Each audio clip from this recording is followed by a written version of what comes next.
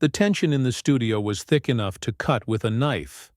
What started as a lighthearted exchange had taken a sharp turn, morphing into an ideological battle neither man was willing to back down from.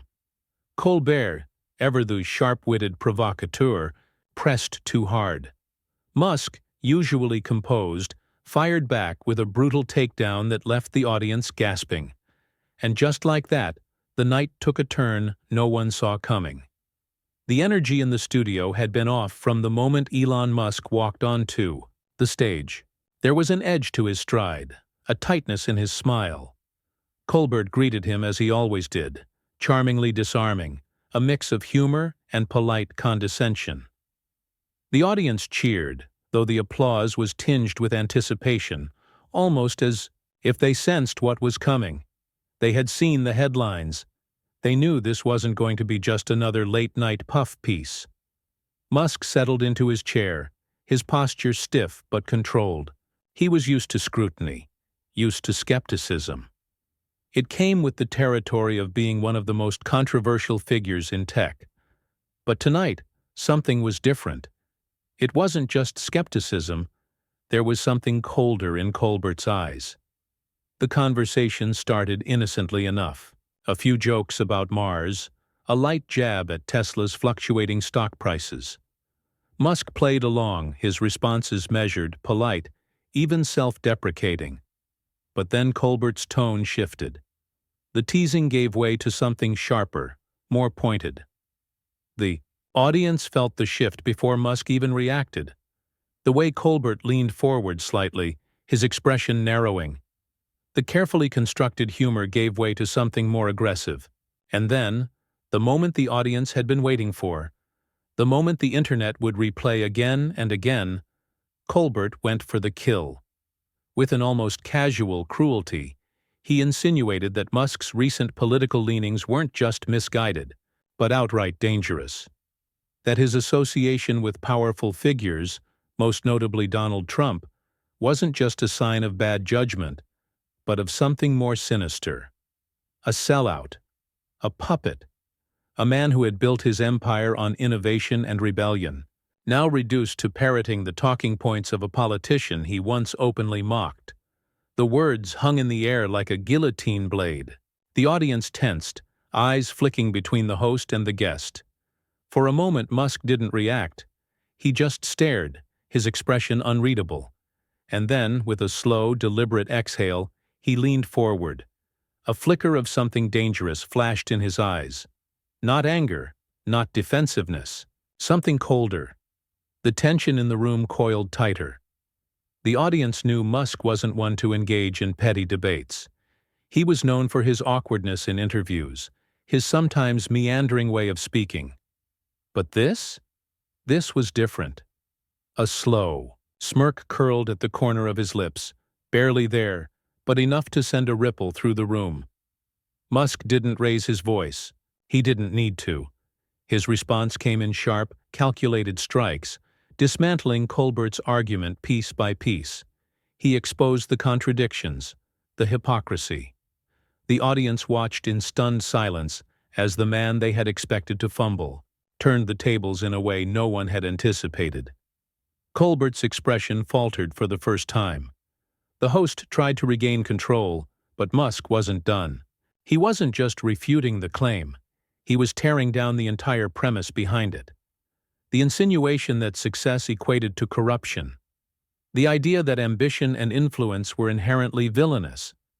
The narrative that had been carefully constructed around him over the last few years, that he was no longer the maverick but the establishment. And then, the final blow. Musk didn't just defend himself, he went on the attack. He pointed out Colbert's own contradictions, the way he postured as a champion of progress while sitting comfortably within a system designed to stifle true innovation. He called out the hypocrisy of moralizing from behind a corporate-sponsored desk, the selective outrage, the performative critiques that made for good television but changed nothing. The audience let out a stunned gasp. Colbert tried to laugh it off, but it was forced. The power dynamic had shifted, and the host was now the one on the defensive. The smug certainty that had laced his voice just moments ago was gone, replaced with something more uneasy. And yet, Colbert wasn't ready to concede defeat. The flicker of embarrassment in his eyes hardened into something else, something meaner. He leaned forward, and in a last-ditch attempt to regain the upper hand, he went for the one thing Musk rarely handled well. Something personal. Something that cut deeper than politics, deeper than business. And just like that, the energy in the room changed again. Musk's smirk vanished. His jaw tightened. The playful detachment he had maintained throughout the exchange was gone, replaced by something raw. The audience held their breath. This wasn't just a debate anymore. This was about to become something else entirely. For the first time that night, Musk looked like he might actually lose his temper. The air in the studio felt electric, charged with something volatile, something on the verge of explosion. Colbert had played his final card, and it wasn't just a rebuttal. It was a calculated strike aimed directly at Musk's ego, at his very identity. He had gone beyond the professional and landed somewhere much more personal, somewhere raw. The audience sensed it immediately. A collective hush fell over the room, a nervous anticipation in the silence that followed. This wasn't just late-night banter anymore. This was something else. Musk's fingers curled slightly against the armrest of his chair, his jaw clenching, then unclenching. He was calculating his next move, but the usual composed demeanor was slipping. There was no deflecting. This one, no sidestepping with a wry remark. The usual tools, his odd charm, his awkward but brilliant mind, his ability to turn mockery into meme fodder, none of them seemed to fit in this moment. Colbert, sensing weakness, pressed in further. His voice took on a performative lilt, a layer of faux concern that barely concealed the gleeful glint in his eyes. He wanted Musk to crack. He wanted the billionaire to fumble, to say something impulsive, something that would echo across the internet for weeks to come. Musk saw the play for what it was, and that's what made it worse. A slow exhale, a tightening of the lips. He could walk away now, take the high road, let the headlines spin their own narrative, or he could hit back. The decision took less than a second. Musk leaned forward, mirroring Colbert's posture, his voice lower now, measured, deliberate. But there was no humor in it, no casual detachment. This was something sharper. The audience felt the shift before they even registered his words. He didn't just respond, he dismantled. With surgical precision, he turned Colbert's own tactics against him, peeling back the layers of smug condescension and exposing the hypocrisy beneath. He pointed out the contradictions not just in the host's arguments, but in the entire media machine he represented. The illusion of moral superiority wrapped in entertainment, the comfortable narratives spun for ratings, the selective outrage that fueled viral moments but never led to real change. And then he took it further. This wasn't just about him anymore. Musk shifted the focus, broadening the scope of his attack. He brought up the system itself, the late-night talk show format, the media landscape, the way public opinion was manipulated under the guise of comedy. He exposed the way figures like Colbert built their brands on holding the powerful accountable, all while benefiting from the same structures they claimed to critique. It was brutal, and it was effective. The audience, who had been so clearly on Colbert's side just minutes ago, was now eerily silent. Colbert had expected resistance, but not this. Not a full-blown counterattack, and certainly not one so precise, so calculated. For the first time, the host looked genuinely caught off guard, but he wasn't about to back down. He laughed, too loudly, too forced. He tried to redirect, to turn Musk's words into just another bit, a comedic punchline. But the joke fell flat. The audience wasn't laughing. That's when Colbert's expression changed. The discomfort, the flicker of uncertainty, it all hardened into something else, something colder. If Musk wanted to play dirty, then so be it. Colbert leaned in, his voice dropping an octave. There was no humor in it now. He cut straight to the core, his words aimed like a dagger. The audience gasped. Musk blinked, just once, but it was enough. Whatever composure he had left shattered in that moment. The billionaire's posture stiffened, his expression darkening. He opened his mouth as if to respond, but then silence. His fingers flexed against his knee, his jaw tightening, so hard it looked painful. For a split second it seemed like he might explode, might lash out in a way that would cement this moment as one of the most infamous in television history. But then, something even more shocking happened. Musk didn't say a word. Instead, he stood. The movement was slow, deliberate. The tension in the room skyrocketed. The audience didn't know what to do, whether to clap, to react, to stay frozen in their seats. Even the camera crew hesitated, unsure whether to cut to commercial or let the moment unfold. Colbert leaned, back in his chair, a flicker of satisfaction crossing his face. He thought he had won. But Musk wasn't finished. He looked down at Colbert, and in a voice quiet enough that it forced the audience to lean in, he delivered his final words of the night. It wasn't an outburst. It wasn't a defense. It was a statement. A simple, brutal truth that left no room for retort. And then, he walked off. The audience erupted, not in applause, not in outrage, but in pure, stunned shock. Colbert was left sitting there, his expression unreadable, the cameras still rolling. This wasn't how it was supposed to go. This wasn't how these things ended. But it was over. And Musk had just made sure no one would ever forget it. The moment his footsteps carried him off the stage, the atmosphere in the studio shifted into something surreal. The cameras were still rolling. The audience, still processing what had just happened, hesitated between a gasp and an awkward shuffle in their seats. No one moved. No one dared to breathe too loudly. Colbert sat frozen in his chair, his eyes flickering between the empty guest seat and the camera's blinking red light. This wasn't the ending he had envisioned.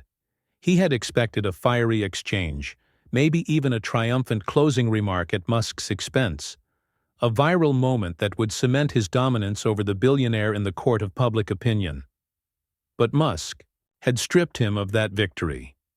The way he left, calculated, quiet, but undeniably final, was a power move that flipped the narrative on its head.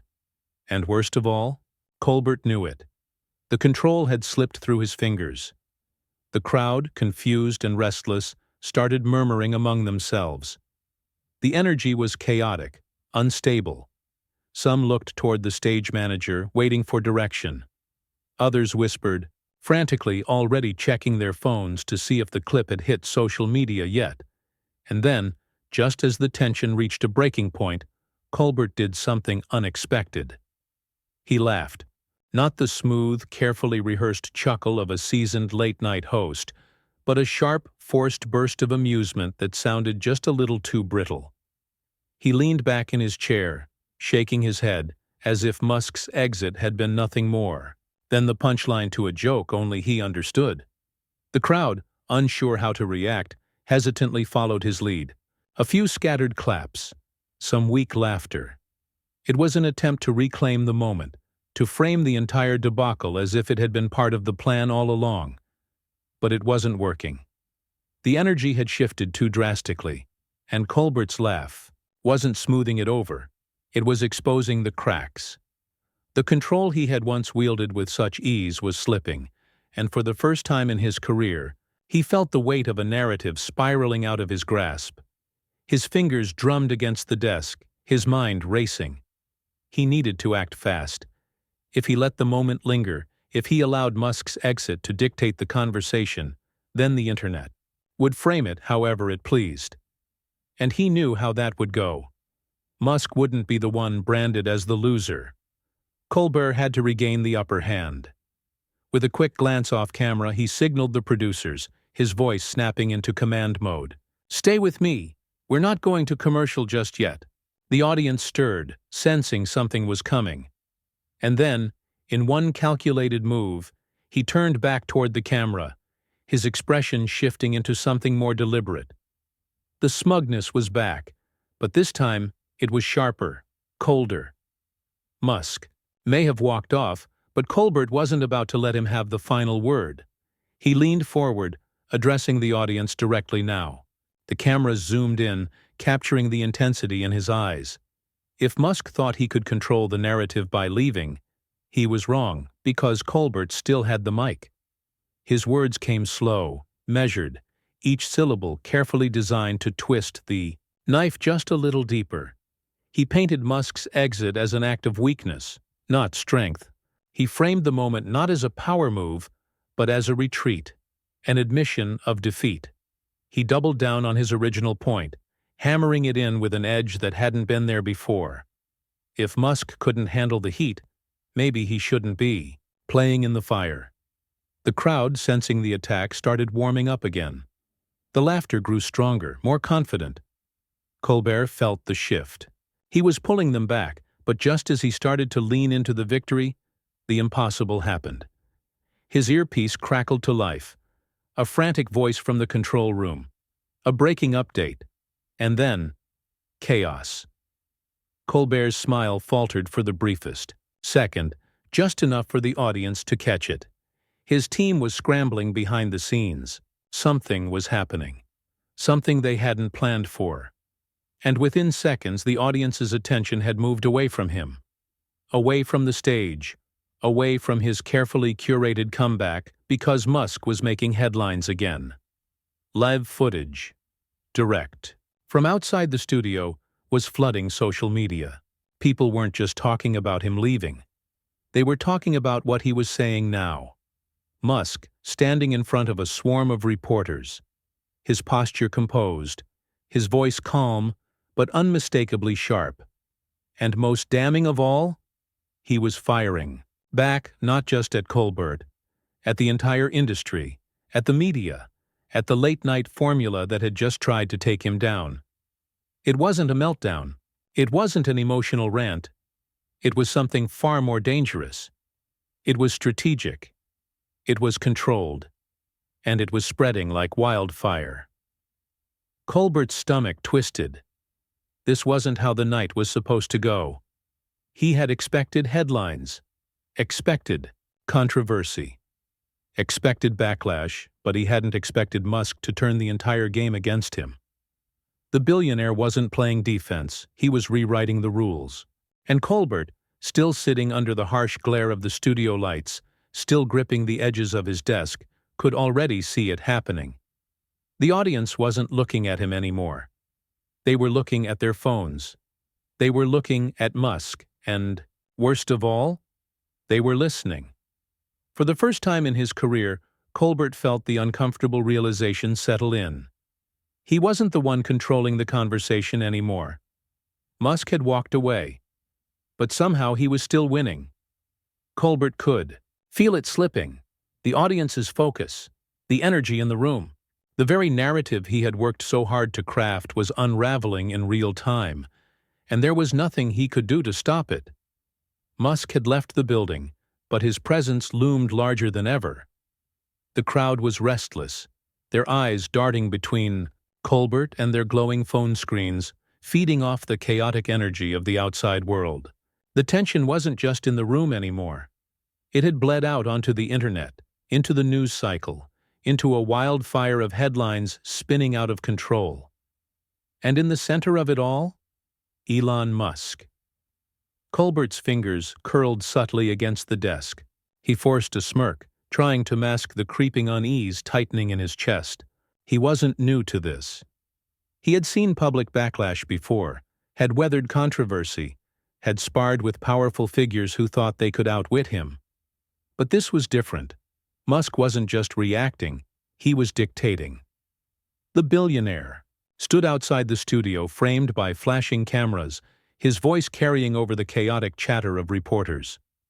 The street was packed, a frenzy of journalists and onlookers, all hanging on to his every word. And he knew it. Calm. collected, unshaken.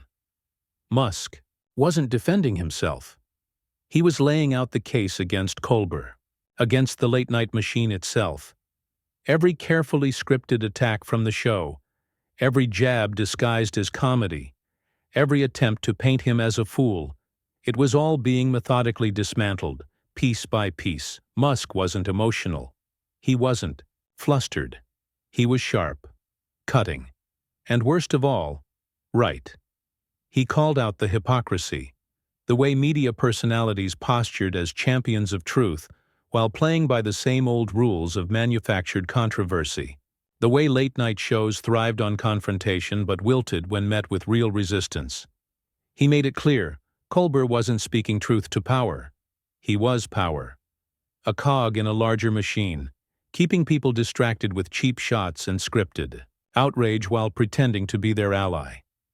The internet was eating it up. Clips of Musk's impromptu speech were already circulating. His words were being dissected, analyzed, turned into sound bites that spread like wildfire. And inside the studio, Colbert knew exactly what was happening. He was losing control. His earpiece buzzed frantically. Producers whispering in rushed, panicked voices. The network was watching. The numbers were shifting. This wasn't just a viral moment anymore. This was a reckoning. Colbert exhaled slowly, smoothing his hands against the desk. He needed to act. Fast. With a forced smile, he turned back. To the audience, his voice regaining its signature blend of humor and authority. He played it off, spinning Musk's exit as nothing more than the antics of a thin-skinned billionaire who couldn't handle a little tough love. The crowd chuckled, hesitant but obedient. Some even clapped, but Colbert could see it in their eyes. Doubt, and, worse than doubt, curiosity. They wanted to know what Musk was saying. They wanted to hear his side. Colbert pushed forward, filling the empty space with sharp, polished monologue. He pivoted, reframing the night as a lesson in accountability, a victory for truth over fragile egos. He did what he did best. He controlled the room, but he couldn't control what was happening outside. The noise from the street was getting louder. The audience's attention wavered, their bodies subtly shifting, ears straining to catch the chaos beyond the studio walls. Then, a producer rushed onto the stage, whispering urgently in Colbert's ear. And just like that, the moment shattered. His face stiffened. His grip on the desk tightened. Because Musk hadn't just made headlines, he had done something bigger. He had flipped the entire game. Somewhere between leaving the studio and stepping in front of the cameras, Musk had taken action. A move so bold, so utterly disruptive, that it was already sending shockwaves through media circles. He wasn't just talking anymore. He was fighting. Back, and Colbert, along with everyone else in the industry, was now on the defensive because Musk had just announced something unprecedented. A direct challenge, not to Colbert personally, to the system itself. He wasn't going to let late-night hosts, journalists, or the media establishment define his narrative anymore. He was taking control. A full-scale media venture. Independent. Unfiltered. Built to bypass the very industry that had spent years trying to tear him down. And it wasn't just talk. He had the money, the resources, the audience. Most importantly, he had the moment, and he was seizing it. Colbert felt the weight of it settle in his chest. This wasn't just about one bad night. This wasn't just a bruised ego or a viral argument. This was the beginning of something bigger, something dangerous, something he couldn't control. For the first time in his career, Colbert wasn't sure if he had just lost a debate, or if he had just created an enemy. The realization hit Colbert harder than he expected. This wasn't like his usual feuds, where a politician or a CEO would spar with him for a few days before fading back into the noise of the internet. This wasn't a fleeting controversy to be milked for ratings before moving on to the next scandal. Musk wasn't playing that game. He was creating a new one.